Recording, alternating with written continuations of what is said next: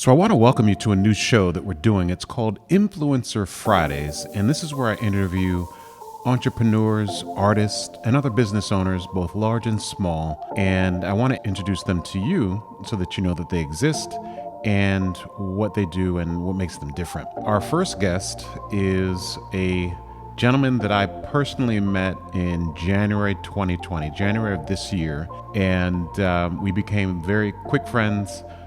He became my mentor. I've really kind of fell in love with his work, with his work ethic, and just the way that he does his business. He goes by the name of Larry Poncho Brown. I think this is definitely somebody that if you don't know who he is, that you should meet, and somebody that if you do know who he is, maybe you might hear something on the interview today that maybe you hadn't heard in the past. So I want to introduce you to Larry Poncho Brown, and this is Influencer Fridays. I had a passion prior to the Good Times era, but the Good Times era, JJ became my hero because it was the first time I saw a black person actively depicted as an artist. That's very, very powerful. Forget the setting of a person who's lived in the ghetto, but it still was the first time I saw someone being an artist. And to this day, there hasn't been many other people in that position. So you look at, right after that was the Jeffersons. Jeffersons had another standing, but they didn't have art. And then when you talk about the Cosby Show era, that's when we really got into the art that was in their space. And so all those things being a media-based, consumer-based position changes everything. And that whole, if it wasn't for Good Times and the Cosby Show being so close together in time frame, the art industry would not have, I think, evolved to the point that it did. It really was a catalyst. It was an explosion. Like the Harlem Renaissance, you got to remember, Harlem Renaissance happened like during the Depression. And so you got all these black folks doing all this powerful creative stuff during a really bad time. Not since the Harlem Renaissance have we seen that kind of explosion. And that was a regional explosion that turned national. Well, the art thing did the same thing. It really hit regionally first, and then it exploded from there. So, and then it affected more people. It came in tune with more people because we were able to reproduce. In the Harlem Renaissance, these folks didn't have access to publishing their work, didn't have access to recording. They had to be at the will of whoever was going to do that. And a lot of them died just gigging. With this movement, with the technology changes and being able to have accessibility to printing and being able to service millions of people, oh man, it was crazy. And so I think a lot of the things that's happening with the African-American art market right now, even on the fine art side of the business, is directly reflected to what happened during that period between 1985 and 2005. According to Wikipedia, Larry Poncho Brown is an American artist who began as a sign painter professionally and has worked in both painting and sculpture. He has also worked as a curator. His work has been shown in exhibitions, television series, and multidisciplinary art pieces. Larry Brown was born Larry O'Neill Brown Jr. on December 19, 1962. He received the nickname Poncho as a child because he was a fan of the television series Cisco Kid. He earned a BFA from the Maryland Institute College of Art in 1984, majoring in graphic design and photography. Brown started his career as a sign painter and opened a sign painting business at the age of 17. He describes his first major career step was working with Dick Gregory, who had Brown create illustrations for the advertising of Gregory's Bahamian diet. As a painter, one of his first major exhibitions was at the Jacob Javits Center. In addition to solo exhibitions, he has also exhibited at group exhibitions, including the Philadelphia Art Exposition and the Chrysler Financial African Festival of the Arts. As of 1996, his work was sold in around 1,500 galleries within the U.S. In 1999, his work was featured in the books Wrapped in Pride and Evelyn and Mercer Red Crosses Connecting People with Art, Contemporary African American Art. His artwork has appeared in Upscale, Ebony, Essence, and Jet magazines. On television, his artwork has also appeared on the series Soul Food, The Wire, A Different World, and In the House. Brown has also produced book cover art, His work has been used inside of other books as well. He has produced visual images for dance productions, and his work has been used for festival art for events including the Western Maryland Blues Fest and the Capitol Jazz Fest. Brown works and creates his art in Baltimore, Maryland. Brown also curated the Baltimore Masters Art of the Ancestors, an exhibition that featured the works of deceased Baltimore artists. In 2014, Brown exhibited as a part of the Jamaican Arts Odyssey program, and created work for an exhibition at the Hirshhorn Museum and Sculpture Garden. In 2015, Brown worked on the cataloging of the art left by the late artist Carolyn Ann Watts, whose lifelong collection of paintings was not discovered until after her suicide, as a part of his recognition of the role of art in mental illness.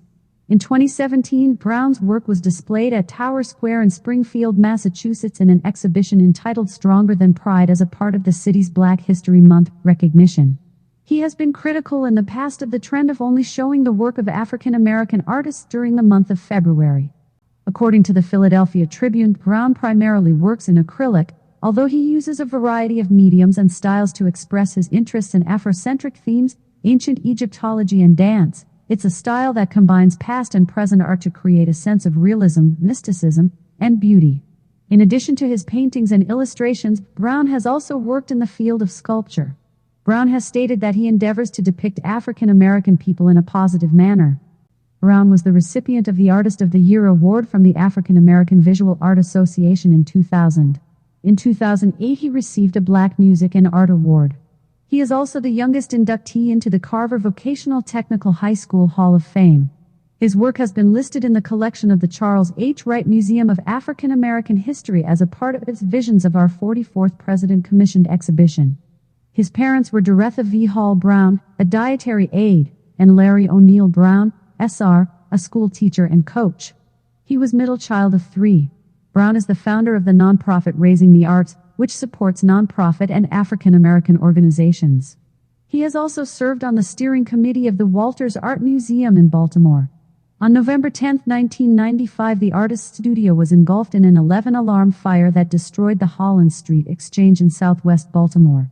Brown was reported to have lost $1.5 million in original works, reproductions, and all personal art predating the tragedy. This is Aaron Rice, and we are live in the Virtual Reality Collaboration Lab. I want to welcome everyone to today's session. I'm here with the world-famous Larry Poncho Brown. Say hello, Larry. Hello, everybody.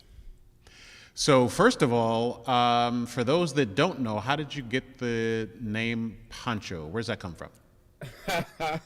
You had to ask me that.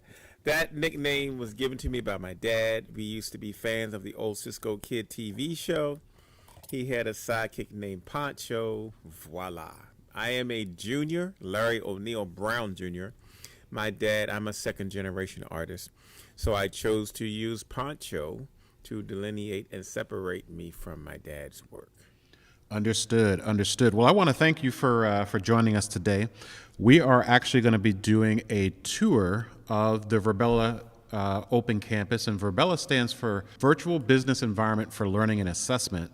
And we actually have our own private team suite on the platform called the Virtual Reality Collaboration Lab, which I've gone ahead and this is my first curation job here, and I've gone ahead and curated your artwork throughout our space. So I just wanted to spend some time with you, probably about an hour or so, just kind of going through and talking about some of the pieces that you've done, and why people should be super excited about engaging and checking out your website for more information. Sounds good. All right, so why don't we start with this section up front, right behind you. So I'll go ahead and walk into this private volume area if you want to follow me in here.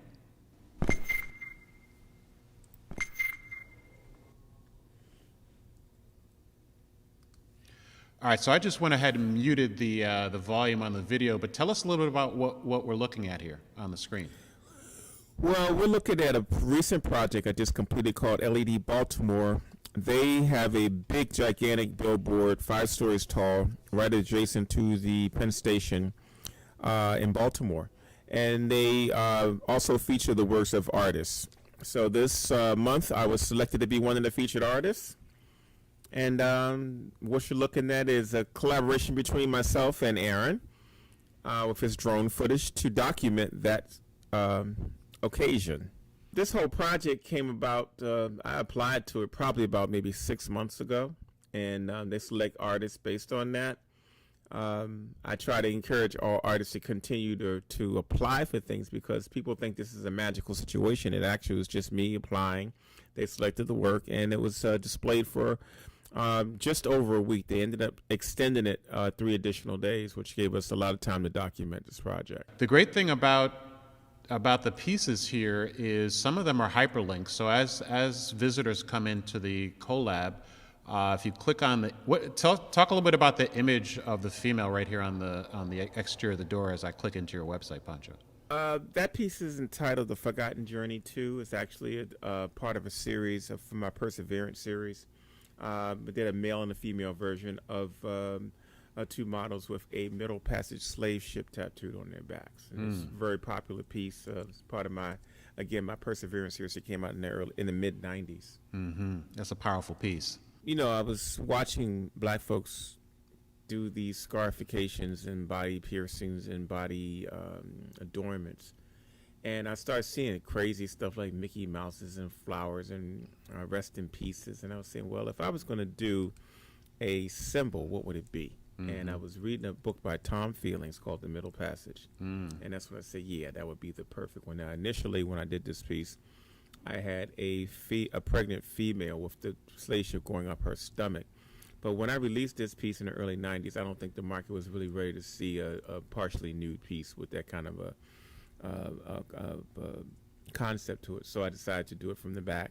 Mm-hmm. And I can say the rest is history. So so this particular suite that we're looking at here is called the Art of Poncho Bestsellers, which correlates to a portion of your website of bestsellers. Talk a little bit about what that is as we walk into the room. The bestsellers automatically take you to the most popular pieces that have been purchased from the website, and that's usually featured right on the front of the page. So it gives you an overview of what people have been purchasing. Understood. All right, let's step inside. And explain again what happens behind those blue lines, Aaron, for the people that are watching. All right, come on in. There you go. You were saying it explains. Explain to people again what the blue line represents in there, because we passed that blue line. It's a private area. That's right. So these are private volume areas. So the way the suite is designed, it's designed so that only the people that are within this room can actually hear this conversation and see what's on the screen. So I can even lock the door. So no one can get into the room and no one can leave the room until I unlock the door.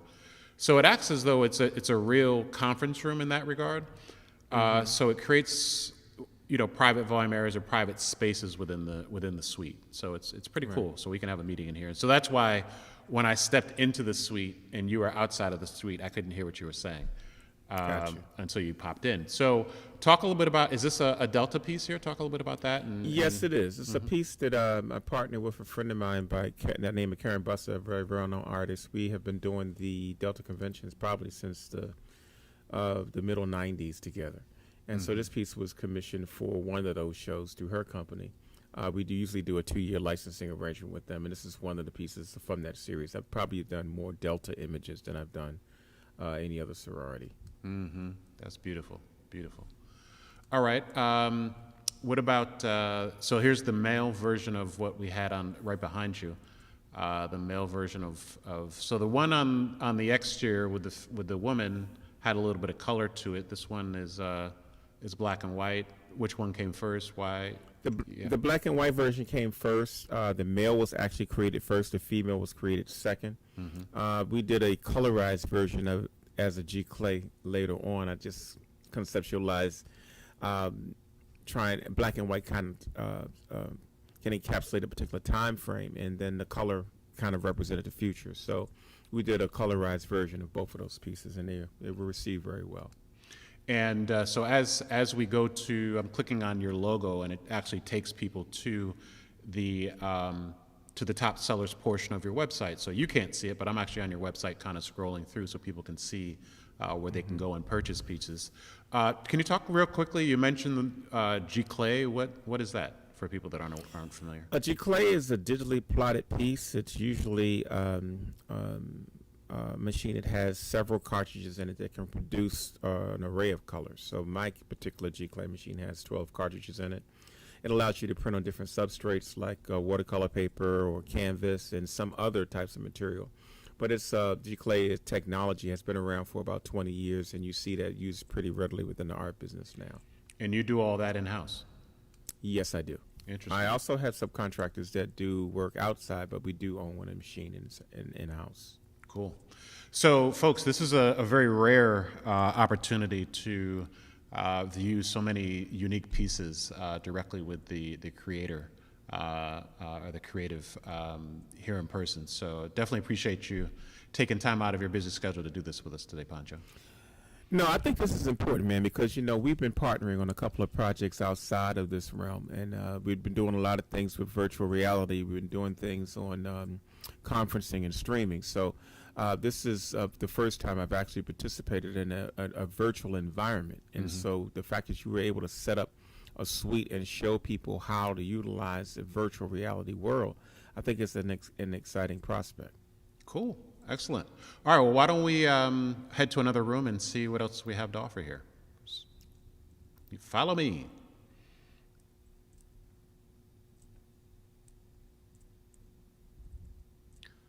All right, so this is the Art of Poncho Artist Editions. What's that mean? Artist editions are simply different artists that I've worked with over the last 2 decades or 3 decades. I've always published in works by artists from the DMV, the District of Columbia, Maryland, and Virginia area.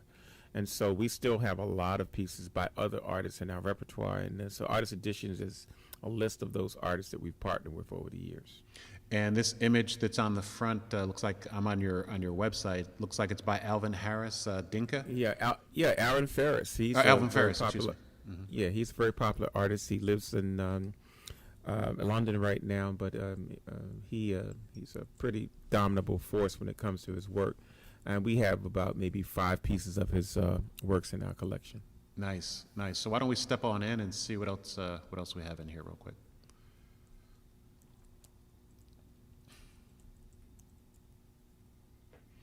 Are these both done by Alvin as well, or other artists? Yes, both of them are done by Alvin. The one up front is titled The Embrace, and as you can see, his work has a lot of magic in it, man. I love his personal work. I actually have 2 of his pieces in my personal collection. And the pieces on the back wall, that piece is actually, I told you I'm second-generation artist. This is by my dad, Larry O. Brown Sr. Oh, wow. I did a version of Heaven Sent back in the early 90s. My dad decided he was going to do a female version of that piece. So this piece has been really gaining some ground the last couple of years as we've begun to reintroduce it to people. Wow. This is called Come Home, My People. All right, very special space, very special work. All right, why don't we go ahead and roll on to our next space here. And so now we're looking at the Art of Pancho artist collaboration. So you collaborate from time to time with different artists, is that right? Yes, I do. That's something you find readily in the African-American market where artists actually work on the same painting. Charles Bibbs and myself did the piece that we're looking at now. It's entitled Lady Locks. That piece started in my studio. I painted it and conceptualized it. I sent it back to him. He refined it. He added a fan. He added some different colors to the dress. He sent it back to me. I put final touches on it. And we ended up publishing this piece together with some offset lithography and silk screen. It was a really beautiful piece. And this was probably one of the most popular collaborations that Charles Bibbs and myself have put out. Now, I've worked with many other artists to do collaborations. That's something you find readily in the African-American art market. So it's really exciting to see 2 different types of stylizations merging together into one. And so I really like doing collaborations. So this whole section is of different collaborations we've done with different artists. And where's Charles Bibbs? Where's he located? Charles Bibbs is located in Riverside, California. Oh, all the way across the United Across States. the pond, as they say. Yes. All right, so why don't we step on in and check out some other ones that you've worked on here. So, yep, go Come on in. There you go. So you're doing pretty good with the navigating and the walking. There's navigating. It's like I let me tell you, I never played with video games. My video games was the Pong with the two lines. Right. I didn't come up in the generation of my son that can do the virtual stuff. So just trying to keep up with you is a challenge. And for people that are watching, we are actually in a game engine on the Unity platform. So Poncho is doing very good of being able to not walk through windows thinking it's a door. Yeah, walking through windows and tripping over tables and stuff. So talk to me a little bit about the one that we're looking at here. This is called the Peacekeepers. It's actually the first 3-artist collaboration that was ever put on the market. 3. This piece was actually conceptualized in a I never forget, we were in a place called Corinde in New York City, in Brooklyn. It's a Senegalese restaurant, and we were drawing on a table. They had paper on the table. At the time, it was Charles Bibbs that was supposed to be one of the artists, but he ended up having a really busy schedule, so we ended up adding Leroy Campbell in his place. But it's a piece by LaShawn Beal, the figure to the left, Leroy Campbell, the figure in the middle, and myself. Mm-hmm. Wow. And beautiful. so this is it says a little bit of history, because not many 3-artist collaborations. That means when you purchase this piece, it has all 3 signatures on it. Mm-hmm. Mm-hmm. Wow. Interesting. I love that. And let's talk about the image behind you. This is a funny story, because Charles is like my big brother, so we steal art from one another. Mm-hmm. That means that when he comes in my studio and he sees something he wants, he's free to take it. And when I walk into his studio, if I see something I want, I'm free to take it. So we call that stealing from each other. Those are the rules. In this case, those are rules between very specific people, because this right. Everybody can't do that. All right, so I went to his studio. He had a studio downtown in Moreno Valley. Mm-hmm. And I started this piece on some watercolor paper, because whenever we're together, we try to get some sessions where we're just creating. Mm-hmm. But I left that piece behind, and that's the worst thing you could do with Charles Bibbs, is leave a piece behind. Oh, boy. Because it's going to get adopted. Mm-hmm. But in this case, when I visited him again, he threw it up on the table, and he had already worked into it, and he added the figure in the background. So we call this piece Two of a Kind, because it really describes how we work. And it was our second major collaboration together. It's beautiful. You can't see it on my end, but I am. There's some hyperlinks within the space, and I'm clicking back and forth to your website so people can see where they can order these works. Talk to me a little bit about if somebody does live in Texas, just about your shipping and packing and kind of how that works. Basically, what we do in-house is we just have a flat rate shipping. So we charge $15 for domestic packages. That'll cover us from all over the United States, Hawaii, and some military bases outside of the country. We do international shipping too, but that's another whole shipping tier. Mm-hmm. Our flat rate shipping is $15 for domestic. Are you experiencing any delays with the Postal Service nowadays, or is everything going pretty smoothly? No, it's always delays. I mean, with us being in the current environment, people are buying more from home, so everybody's volume is up as far as shipping. So UPS has been sometimes a little behind. U.S. Mail has just been shut down completely. I just can't ship many things to U.S. Mail right now. And Federal Express has been pretty consistent, but not major backlogs, but what normally would take 3 days to get to me now might take 5. Understood. So I am very spoiled. Myself and my partner, Glenna Cush, are very spoiled that we happen to be in the same building as Pancho, actually right down the hall. We're suite mates, studio mates. And when we get our packages delivered, we get them hand delivered. So we're very lucky in that regard. But I have to tell you, opening one of your tubes takes some work. You've got some helpers that really batten it down and really make sure that the precious pieces are really, really protected. And it's not as easy as just, you get something and unwrap it. There's a few different pieces that go into it. So Even though my piece is being walked down the hall a couple of doors, I know that your customers must really appreciate the care that you take in shipping and packing. Well, first, before the customer can appreciate it, we have to appreciate it. So what we do is to make sure that when we ship packages is that they don't get damaged. I mean, the bottom line is that if people knew how many packages are damaged in the course of 1 year, and how involved that is. I mean, you got to file a claim. Sometimes they reject the claim.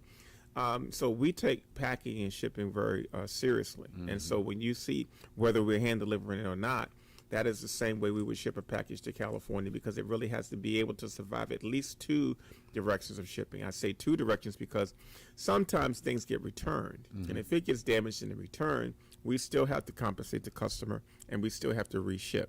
So we believe in getting the shipping right the first time. That's why you see the packages so elaborately packed. And I think customers appreciate it because their investment is being protected along the way. Yeah, I used to work at a courier service, and the tagline is it's in the packaging. right? That's just it's in the packaging. Well, we've been packing and shipping artwork since 1985, and so we have literally mailed out several thousand packages, and so we have a lot of experience in that area. I heard a rumor that you've got artwork in 500,000 homes or more nationally. Is that true? That's not a rumor. That's an actual fact. Wow. That's a lot of homes. If you take, we used to service 3,000 galleries across the country. If you take 3,000 galleries and each of them buy 15 pieces over a 10-year period, you have 450,000 pieces. Wow. And that's not counting all of my licensing arrangements, which pieces were popular, or other methods that we use to get artwork out. So my work is clearly in about 500,000 homes at this point. Amazing. All right, well, let's see what else we have. It just keeps on going and going. We got more and more stuff here. All right, so let's hop on out. Why don't we step into this little private area over here, Pancho?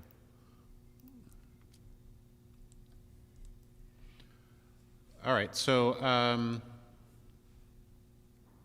why don't we go? I'll go ahead and sit over here. This looks like it's I don't think I've mastered sitting yet. No, just point your mouse at the seat, and then you'll see a little blue link that says click to sit. I learned how to virtually sit, y'all. So tell us a little bit about what we're looking at on the screen here. Oh, man, you should be telling me. You are the mastermind behind my 3D image tour of my studio. Aaron is very modest. His skill set and his knowledge base is very extensive. He was the person to introduce me to 3D technology. He was the first person to introduce me to 3D mapping. And this project is actually the first project we did together where he virtually mapped my studio.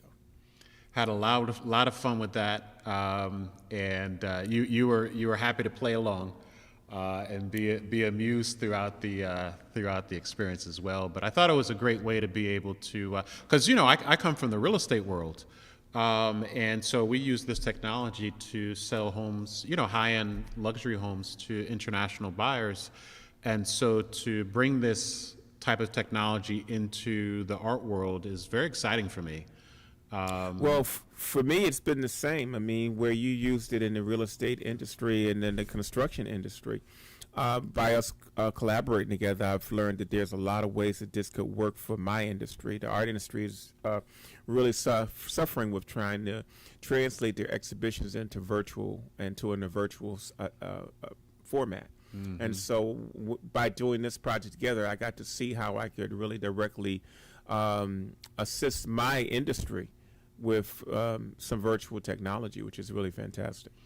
And I think one of the things I like the most about this is that we're able to deliver content same day to the customer as well. So I think that's amazing. I think if people saw what's involved, and I'm really going to be investigating this more as time goes on. But to watch you virtually map the space was pretty incredible. It's just another whole world. And now that we're moving into this virtual world of conferencing and streaming and such, it's very, very timely. So I think the Verbella environment really lends itself to us looking at how we present ourselves in different ways. And so that's why I'm joining you on this tour today, so we can really much introduce people to what a virtual environment is and how it can be utilized. Mm-hmm.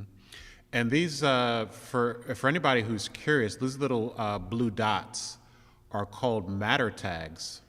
And what it enables somebody to do is just hover over the tag, and in this particular instance, a video interview is coming up. Can you see that interview there, Pancho?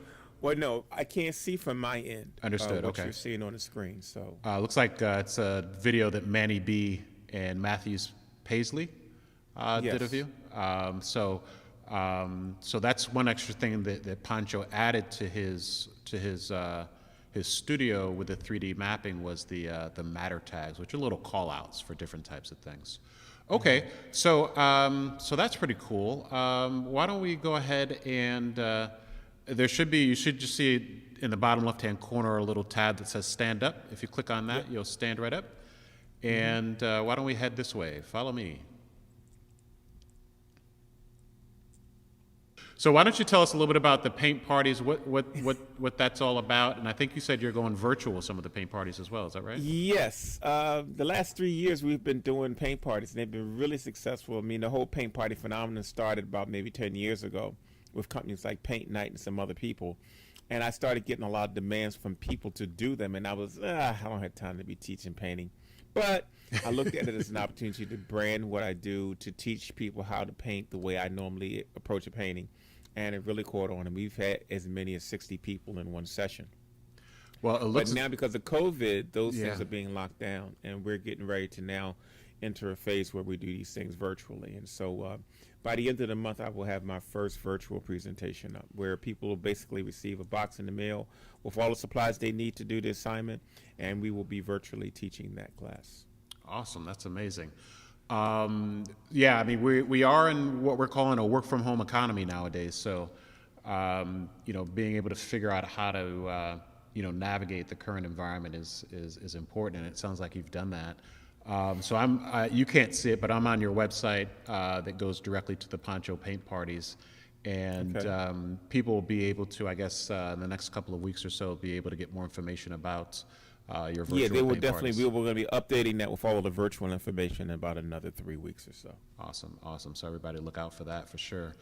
All right, so that's the paint party section. I really wanted to really customize this whole space just for you, and we think this is a great way to be able to, give exposure to other small business owners, other artists, to be able to expose their wares as well. Well, the one thing I'm learning from this whole process of collaborating with you is that people need to start thinking of themselves as you made a very important point in another presentation we were doing together, that they have to become their own media company. There you go with that So- video again. I think you activated the video again. Oh, when I was walking backwards? All right, I've got it muted. I clicked it, and I think I may have. It might be holding still for right now. Okay, so let's. But my point is, Yeah. this whole environment is conducive for a lot of different things. I mean, if you got content, like right now, I have my own YouTube channel. And so most people now have their own Facebook pages, they have their website. If you don't have a YouTube channel, you really should be investigating ways to house the content of the things you create. And so what you've done is you've taken not only aspects of my website, but you've also taken a lot of the extra content that I have on the internet, and you've linked them to this room, which I think it just lends itself to a lot of different possibilities. Happy to do it. And this is kind of like the exhibit on Charles Street. This is up for probably another 24 hours or so. It's been up for about a week. But that's why I wanted to do this recording of this video so people could see, a full breadth of just some of your pieces. We've got close to 70 different pieces, unique pieces here in the Virtual Reality Collaboration Lab, and I know that's just a small percentage of your total volume or body of work, but it's pretty expansive. So we'll be kind of decommissioning this space and then opening up to another small business owner in another couple of days. So anybody that's interested in coming in to check this out, know that you've got a good 24, 48 hours outside of the video to come and see kind of how I curated this space. So Yeah, and I plan on sending out an email to give people a chance to at least bump their heads and get in the room and play around a little bit before you take this whole thing down. Yeah, for sure, for sure. All right, so talk to me a little bit about Poncho Artware. So you can not only hang your art on the walls of your beautiful home, but you can also wear it too. Yeah, well, the wearable arts got started maybe 9 years ago. Another restaurant I was talking to people about, we were talking about future projects. I remember talking to these artists and I said, I want to do a line of ponchos with Poncho's art, and they call them Ponchos. And everybody at the table started giggling and laughing, and I just said, okay, that must be a whack idea. But I found a company that could weave my work, and so now I'm laughing. You're getting the last laugh, huh? That's right. It took off like bonfire. I picked an item that's timeless, so women acquire these pieces, and men acquire these pieces just to have something a little different. And it's branded by my name, so that anybody that tries to do ponchos is going to be, maybe not. I love But it. it actually started out just being a branding idea, working with the name Pancho rather than a clothing line. But now, after I got into it, fashion people wanted me to do fashion shows and such. So it was almost like I had to learn the fashion business overnight, because that wasn't my intention when I set out to do this. Right, right. And it looks like Poncho season is coming soon. So. Yes, it is. Yes, it is. Yep. All right, so why don't we head on over? Now we're in the mini print section. I say it all the time, like, this is my favorite piece, but this one with the kente is I don't know. I'm drawn into that piece. Talk to me a little bit about what that is and how it came about, and what do you call it? Well, Kente Queen is an early piece of mine. I actually used to paint in oil. This piece is painted in oil on African fabric. And so I did a whole series of black women's faces on African fabric. I have another piece, a counterpart to this, called Senegal, that has blues and purple fabric on it. So it's kind of approached in realism. So it looks like that's actually her folds. That's actually the patterns in the fabric, and I just painted the folds to mimic what you see. Understood. And that piece is owned by my sister. It's one of my larger originals, but it also was featured on the LED Baltimore project. So to see her 52 feet was pretty impressive. Absolutely, absolutely. Yeah, I really, really love that piece. All right, so why don't we head on in and check out some other mini prints? So how would you define mini print versus other size prints? Well, mini prints are described as anything that's 11 by 14 or smaller. There are micro prints, and that's 8 by 10 or smaller. So we have a cross section of our pieces that we consider entry-level pieces that are printed that size. So mini prints really frame up to like 11 by 14 frame, and it's a good product line for us. It's a good introductory line for us. So we're looking at the piece with the four brothers dancing. Tell us about that? This is actually inspired by Alvin Ailey. This piece is called Sidestepping. Sidestepping is actually one of the first of my dance series. While most artists were doing musical series because those subjects tended to be a little more universal and in the art market, I was doing dance pieces while they were doing jazz pieces. So this whole series may consist of about maybe 25 paintings. Wow. So you didn't have models posing, did you? I mean, this came out straight out of your brain, or how did you? No, I have a bunch of. I do a lot of research stuff, and I tear magazines up. We call magazine tearing making a morgue. A morgue is a place where you have a file cabinet with lots of reference materials. And at one time, I had the most vicious morgue ever, but I lost it in my studio fire of 1995. So what I do is I just clip pictures of different things, and I reinterpret those photographs in my paintings. And sometimes I will shoot my own pictures and use those as inspirations for my paintings. And then other times I just work from my imagination. A morgue. Okay. The last time I cut things out of a magazine, it was for my dream board. There you go. Right. Okay. Same thing. Okay. Same thing. Understood. Understood. All right. So let's talk about the piece behind you. This is a stunning piece as well. Talk to me about that one. This piece is entitled Embrace. It's probably one of my most popular open edition pieces. It depicts a woman protecting the child and a man protecting the woman and child. and the environment protecting all of them. This piece was actually done shortly after my son was born. So he was about 2 years old when I painted this piece. He's now 30. Shows you how popular this piece is over that amount of time. Yeah, we just mounted a piece that my wife and I just purchased from you, Black is Black, and I think you signed it 1988. Actually, Black is Black was created in 1988. Okay. And back then, I know we don't have a reference of that here. I think we might be on one of the walls here. That piece was the first piece to deal with the color of colorism, and so you have my most popular piece. So yes, I'm just thinking of where I was in 1988, 12th grade of high school, and you were putting out work like that. Wow! So you can imagine what my son thinks at 30 when he looks at a piece that's older than him. Wow!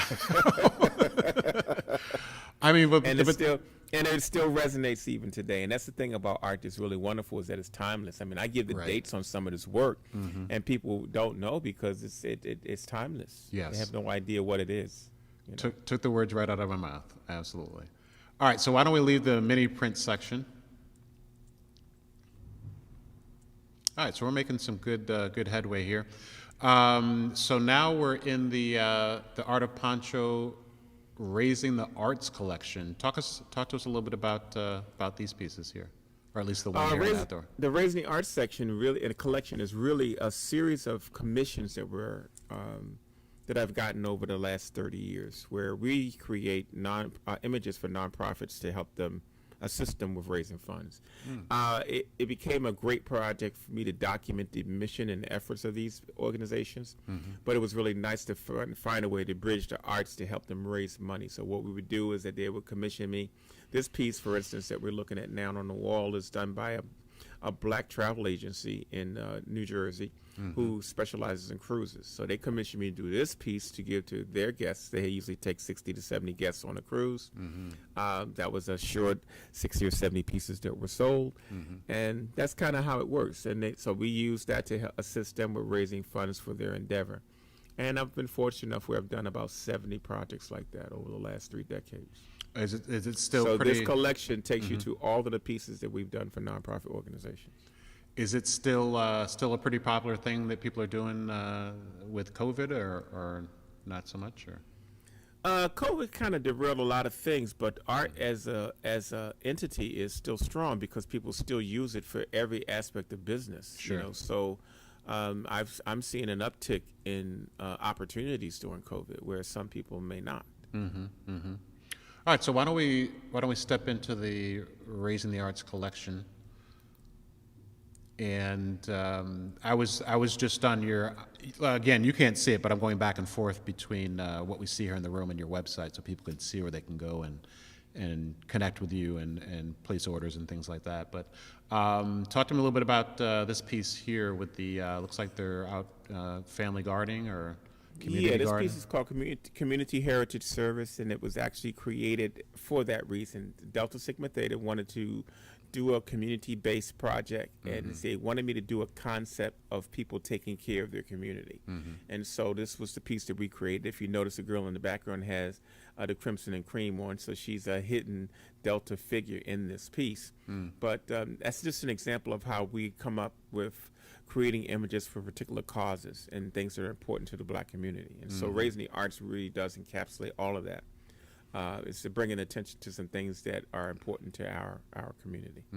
Very nice, very nice. Talk to me about the piece behind us.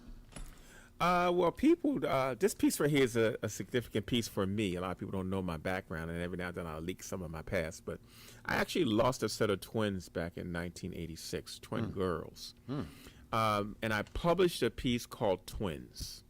And it was 2 females. It was one of my earlier releases. It was for my first trade show. I went for it to the trade show, and I only had 5 prints. Twins was one of them.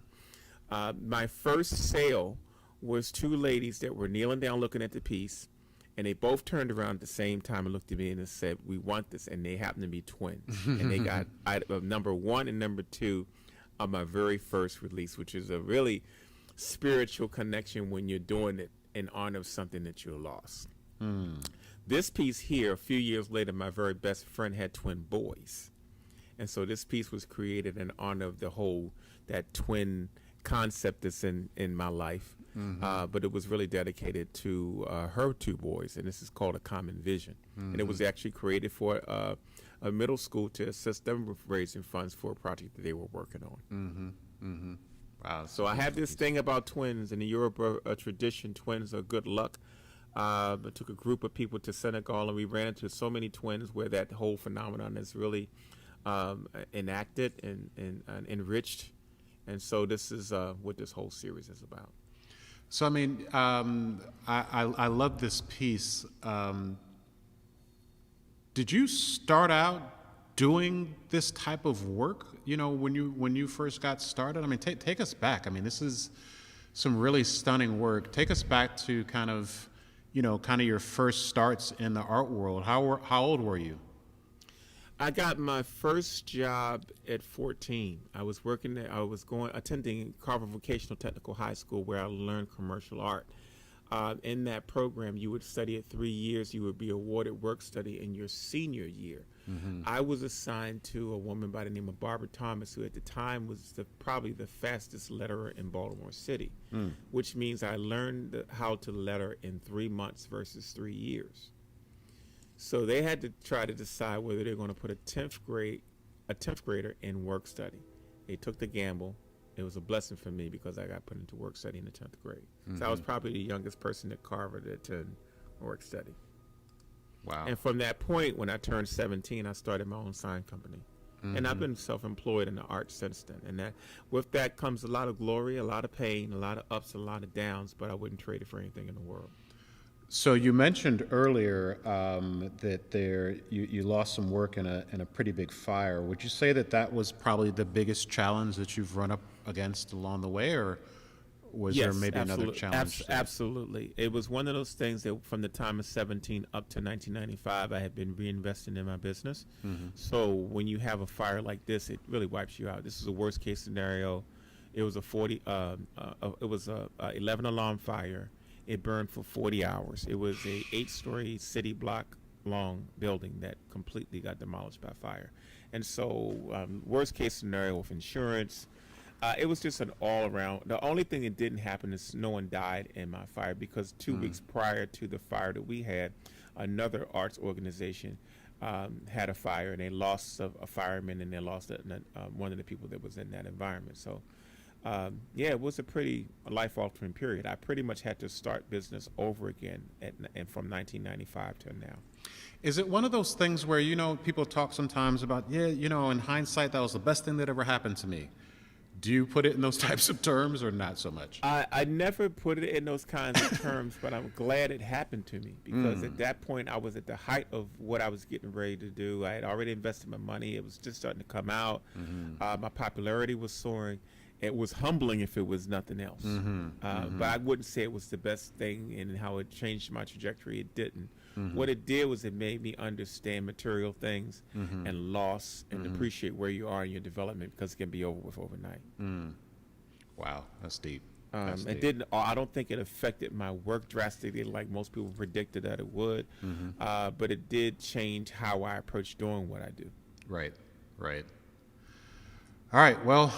Wow, there's a lot here. All right, well, why don't we keep on with the tour here? And glad to see that you've recovered from the fire for sure. Twofold.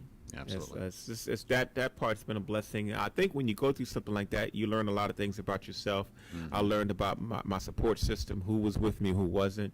I learned that my following. I had an unbelievable set of circumstances. Artists were sending me money. Wow. Artists were sending me checks. This was all dealers were sending me inventory that we had partnered on. It was one of those things that it was a real communal thing, and a lot of people don't know that artists kind of work that way. But they were very supportive of me. And I would say my first year, artists probably sent me $60,000. Wow. And then between that and what the dealers were sending me, and I had collectors sending me back their work. They bought something from me and they returned it to me. Really? It was. It was a pretty amazing thing. So those are the things that I got from the fire that were probably more important. I got to understand my standing, my reach, and the effect that I had on other people, because that period of time could have been very quiet if I was an asshole. Well, you got back what you've been given throughout the years, it sounds like. Oh, I did. I did twofold.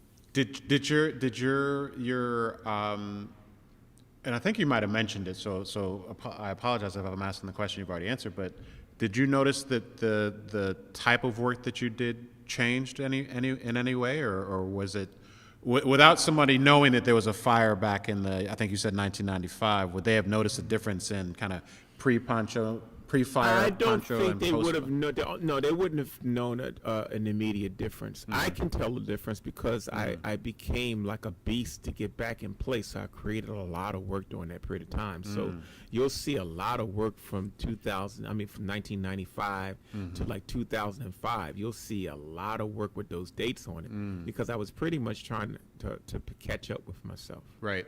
But right. as far as the work is concerned, no, I did two pieces that were sarcastic pieces that people kept saying how my work was going to change because I went through this experience.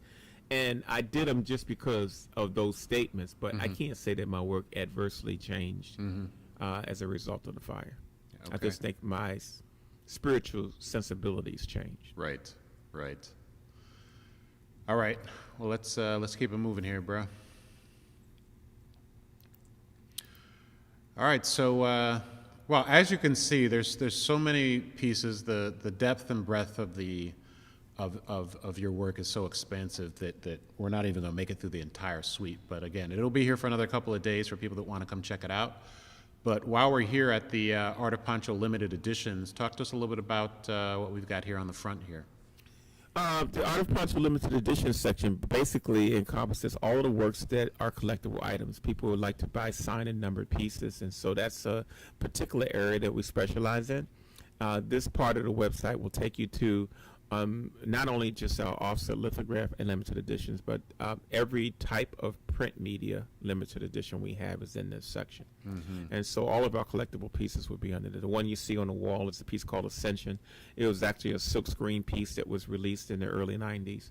And that piece is probably valued at about $1,200 now, but it would be encompassed in the limited edition section on the website. And so each one of these rooms you've dedicated to areas of my website is pretty exciting.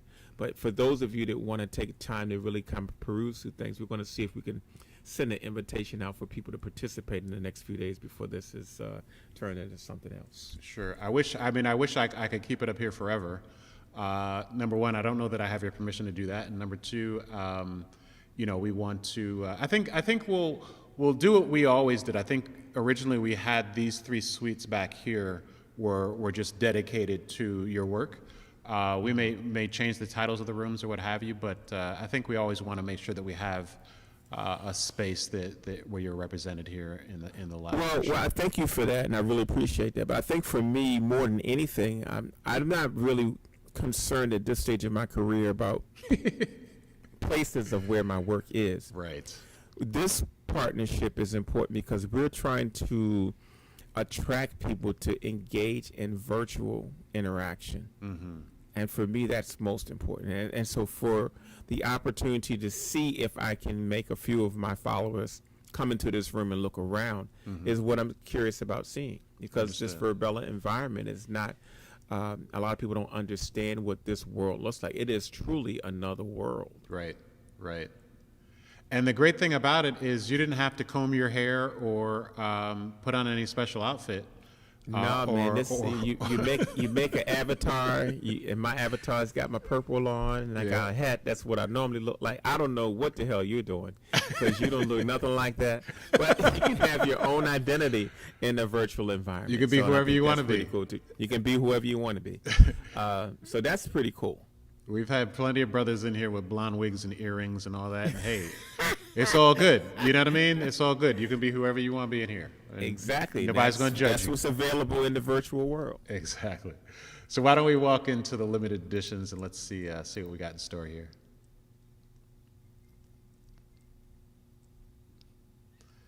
Nice. Well, I think just based on sign of the times, Yeah, well, why don't we talk about the five ladies that you have here? This piece is entitled Zetations. It was actually done for the Zeta Phi Beta organization here in Baltimore. I do a lot of sorority work. This is probably this is the only Delta piece that I've done, but it was been pretty well received. And they also purchased the original for their chapter. Nice, nice. And then you've got Mr. President Barack Obama. That's right. Well, you know, when the whole presidential race was starting to heat up, I was one of those reluctant artists. I didn't want to do it. I don't like doing dead legends. I don't like to do living legends. I don't like to do celebrities. I don't like to do historians. I never painted that stuff. And so when he became popular, I was very resistant to do an Obama piece because everybody and their mother had an Obama piece. It was crazy. Sometimes it almost was becoming insulting with some of the things I saw being put out. But his second term, I had a change of heart, and I realized that I had to kind of do my part in documenting him into my history. So I decided, well, people haven't seen my realism for a while. Let me just do a realism piece of on a minute. It was well received, really well received. I was glad I finally got off the bandwagon and created a piece in honor of Obama. Beautiful, beautiful. Any potential Black Panther pieces in the works? Maybe no. not? Okay. And that's another situation. No, you won't see any Black Panther pieces coming from my repertoire. And no Wakanda references. Okay. I'll find another way to deal with that. I think it's going to do its own thing, but I don't feel inclined to do a Boseman portrait at this point. I think at some point it's taking advantage of a circumstance that people don't understand that people have all kinds of rights to use of images, and so there's some ethical and some legal considerations of why I wouldn't do it. Also, why would I want to profit from something like that? A lot of artists don't have that line, and I do. So I'll let the other artists do that. That's not something I'm interested in right now. But he has affected some of my art and the imagery of my art, and wanting to encapsulate heroes in my art. Sure. Good point. All right, why don't we leave this space and head on over across the hall?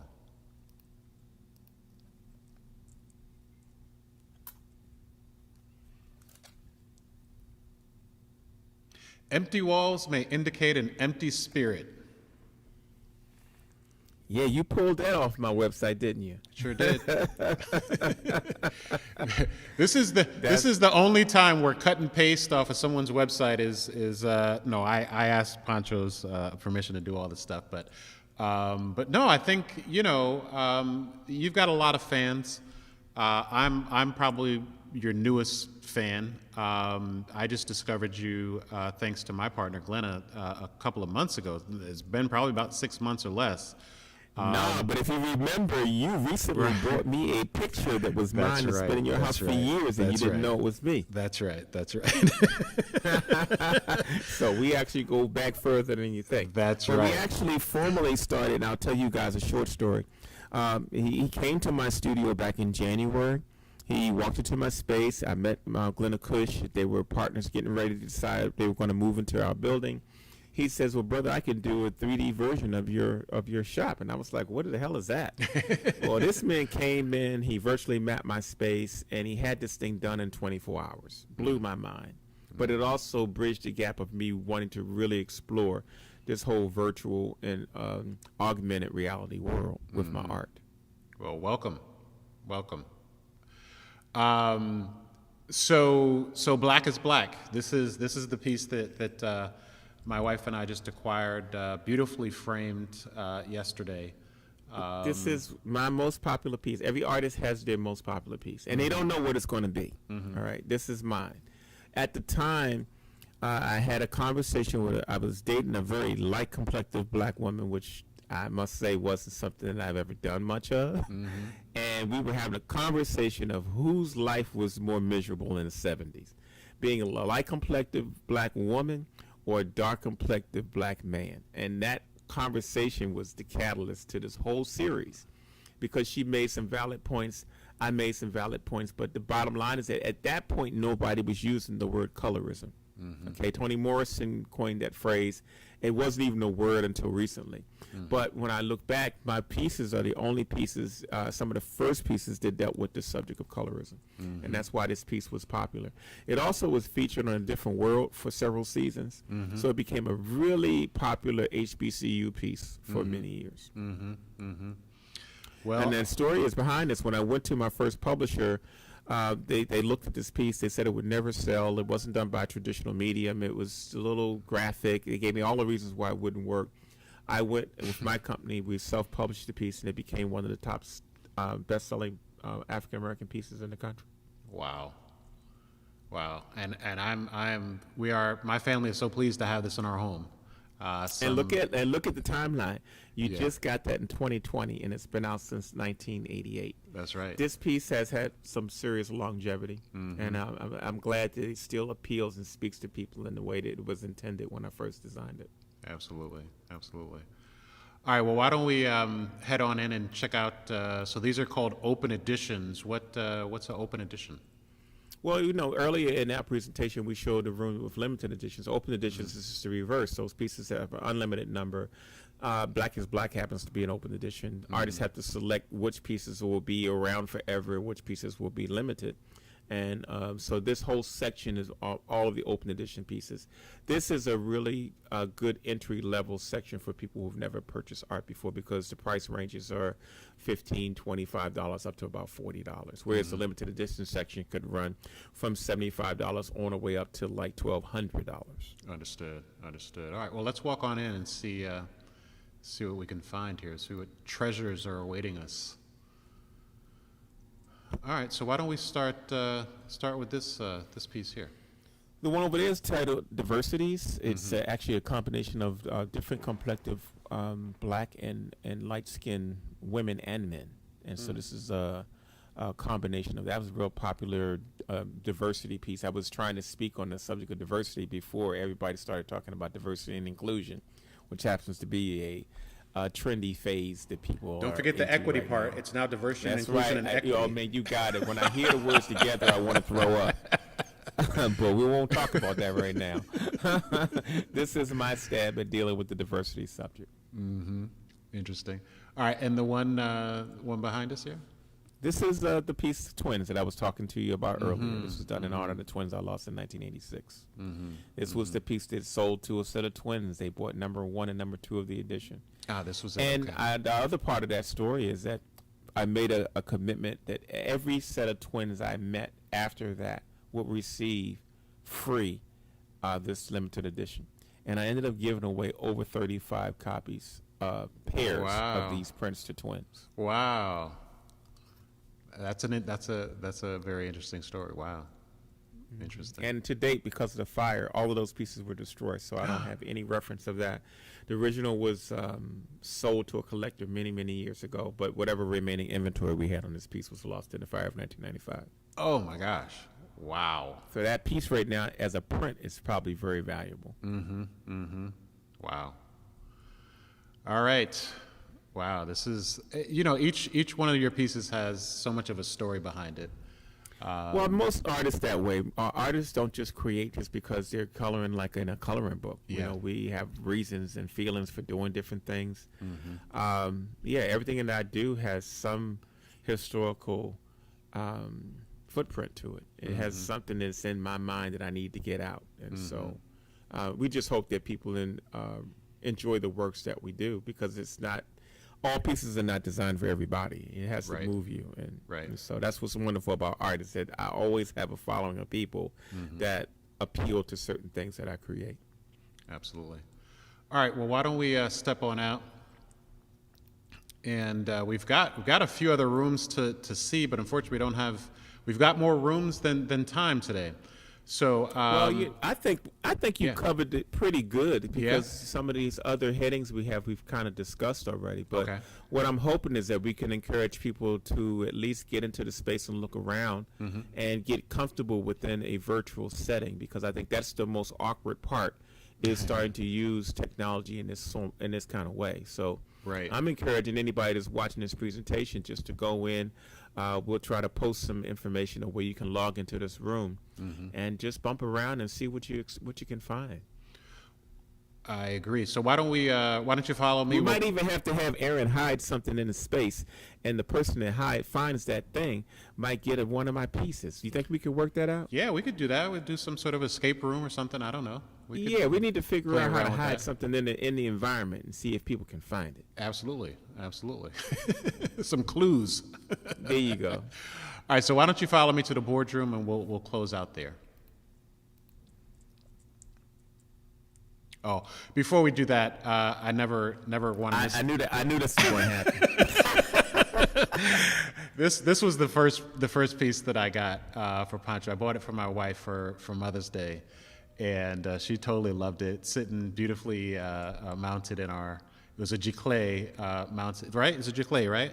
Yes, it is. It's a giclée on canvas. What you have is known as a canvas replica. Okay. That means that this piece is the exact same size as the original piece, the one you purchased. So we do offer that service in our business where if people can't afford $10,000-$15,000 originals, we can do versions of them that they can't afford.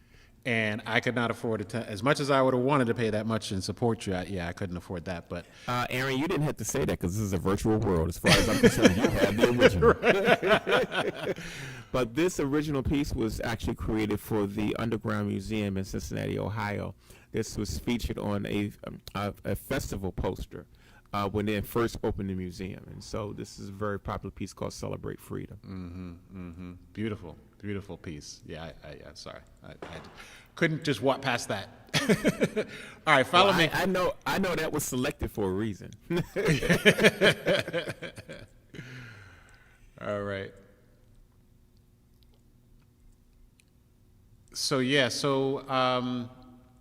Wow, look at I wish we had more time to go around and talk about some of the other pieces that you have here. I just want people to really grasp what can happen because I think when we were in this room last, you had furniture. Can you make furniture pop up in the floor? Oh, I can. Yes. Let me. Yeah. See if you could put the boardroom table in there. Yep. Let's see. There's the boardroom table. It's amazing. And so, can you imagine you having a virtual meeting? I know we're all using Zoom right now, but in this environment, you can actually have your own avatar and have a meeting in Zoom without staring into people's faces all day. Looks like he didn't change the tables. So, I mean, I think this is the part that's exciting. I hope that when we do this again, we're able to really show the bells and whistles of trying to use this kind of space. Absolutely. So this is not just about old Poncho's got a room where you can see his art. This is turning a virtual environment into something you could utilize for your business. And I'm really excited about the prospect and the future prospects of using this technology. Absolutely. All right, Pancho, I think we will leave it here, my friend. I definitely appreciate your time. I really enjoyed myself. Is this the part where we do our little thing? Yeah, this is the part where we do a little dance, man. Where the music gonna come from?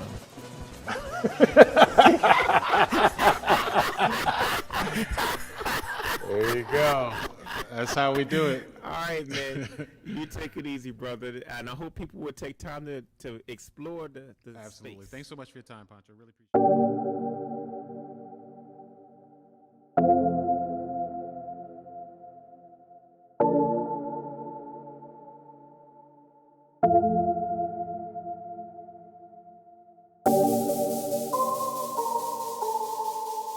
it.